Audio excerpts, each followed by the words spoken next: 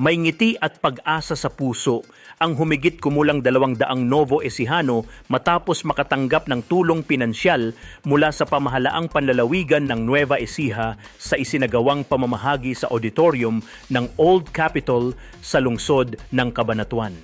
Pinangunahan ni Vice Governor Gil Raymond Umali ang programa sa atas ni Governor Aurelio M. Umali bilang bahagi ng patuloy na pagbibigay suporta sa mga mamamayang higit na nangangailangan.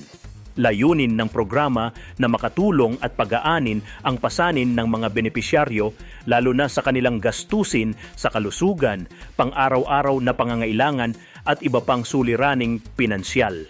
Kabilang sa mga benepisyaryo si Josepina Isidro. Sa kagaya niya na isang single mom at wala umanong source of income, ang naturang tulong ay nagsilbing pag-asa at dagdag lakas upang harapin ang mga hamon ng buhay. Napakalaking tulong po nito sa akin. Thank you po, Gob. And Vice Gob. Gob, maraming salamat po. Yung po talagang binibigay nyo is malaking tulong na po sa amin, sa mga pasyente po, lalo na po yung mga kapuspalad. Malaking tulong po yung binibigay nyo, assistant po.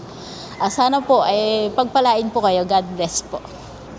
Ay, malaking tulong po yun para sa akin at sa pamilya ko.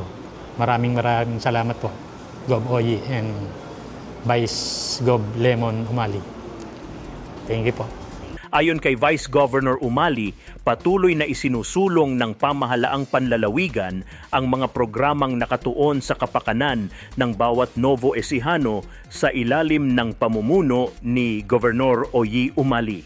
Aniya, hangad ng lalawigan na matiyak na ang tulong ng pamahalaan ay makarating sa mga tunay na nangangailangan at makapagbigay ng ginhawa sa kanilang pamumuhay.